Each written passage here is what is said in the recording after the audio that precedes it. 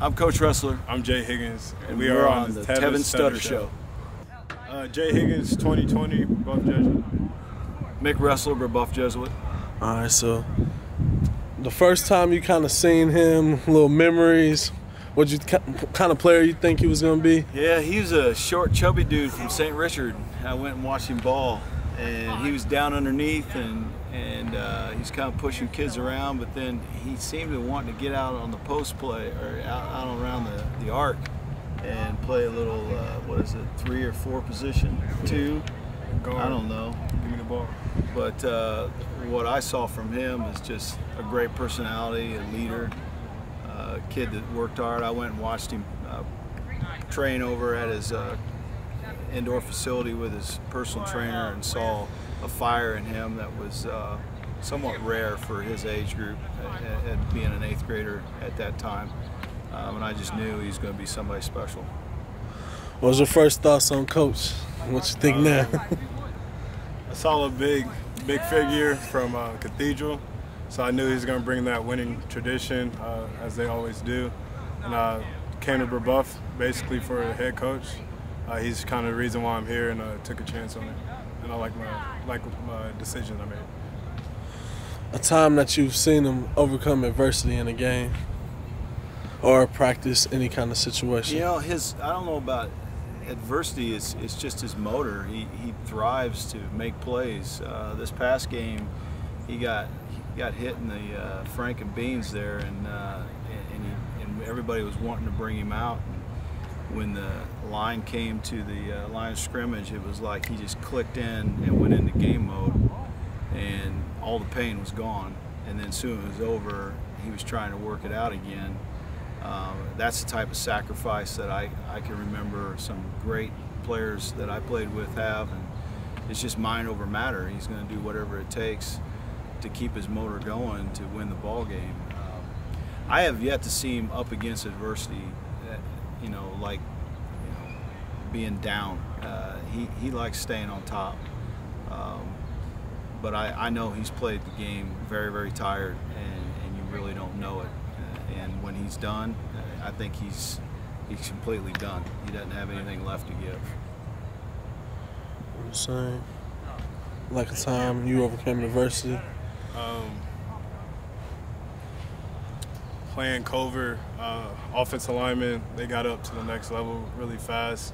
And going through halftime, I had like 1 or 2 tackles, but like the team's success was like more important at the moment.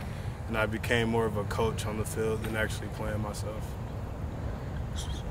So like a funny memory that you remember him having in the game or practice? Mostly humor. I laugh every time I see Big Roy. That man is a character. Jay's father is genuine Brebeuf through and through. He's a great dad, just a positive guy. I can't really. Jay is funny all the time. He's a kidder, and we've had times where our quarterback shows up late to practice, and he gives him hell.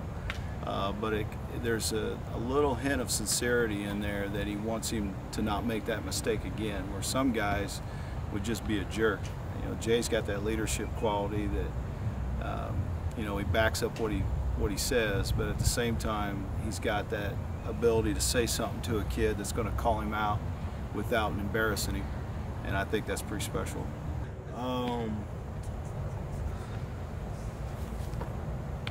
He has a funny way of getting the best out of his players, and sometimes he may use laughter or being strict and getting the best, keeping it strictly 100 with them, letting them know that some of the stuff they're doing isn't right. And the only reason he yells because he sees more in their players. And I think always a great coach who's really cares, who's like always yelling. If your coach doesn't yell, that means he doesn't want to be here, and that shows a lot about his character. Last little one. What you see him,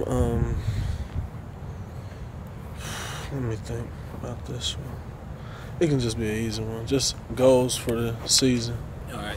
I've had the pleasure of coaching some really great players, one standing right here. Kyle Coney and Jack Doyle and Ted Karras, and I tell you, Jay Higgins is the next one that's going to make it to the NFL. I believe that with all my heart, and it doesn't matter what school he goes to.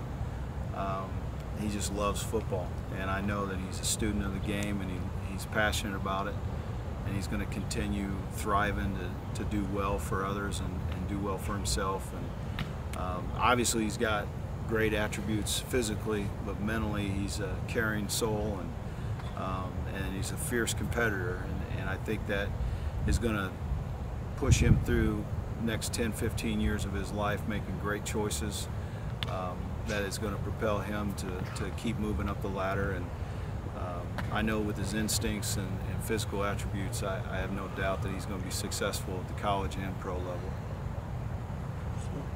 And it just goes. Most importantly, you want a free education. You know what I mean? Somewhere I can go where they have my major, not just going for football, but making sure my family doesn't have to worry about college and actually playing college football and being successful. So life after sports, this will be the last one. What do you want to do? I want to be a zoologist. At the moment, I don't know like what field I want to go from there, but I always had a love for animals since I was little.